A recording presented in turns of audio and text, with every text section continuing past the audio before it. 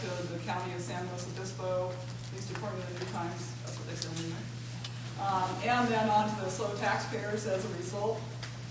Given this history, I think it would be foolish to ignore the significant risks that will be incurred if Excelaron abandons this site at any point in this project. You know, this is a corporation, and things happen to corporations. You know, it's not putting anything on the people that work for it or people who are employed by it, but you know, corporations, their parents make bad judgments with their finances, and they go bankrupt. You know, things happen all the time.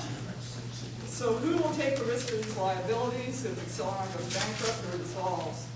The testing and analysis of the water quality and monitor wells for 3 years after oil production ceases, the decommissioning and capping of any injection wells, the cleanup of any oil spills, the cleanup of any contaminated water, including the creeks and rivers as well as groundwater, restoration of land and waterways that were impacted by the spills, the restoration of contaminated water sources, which sounds pretty plausible if it happens to be a groundwater contamination problem. But repair of any damaged public roads, removal of landslide risk caused by the new roads, you know, over time.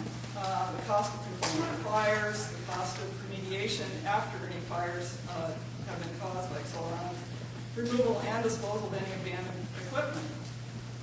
The draft EIR requires that Excelaron post a bond to SLO County for 10 years of salary for a vegetation monitor, the cost of replacing the vegetation that's been removed, and the cost of maintaining the vegetation. Why is there no requirement that Excelaron post a bond for the significantly higher risk of the items that I just listed?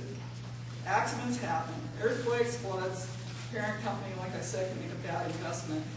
So there is no guarantee that Excelaron will be around for the life of the entire project. We must protect ourselves and require that we post a bond for all contingencies, and it would be naive to do otherwise.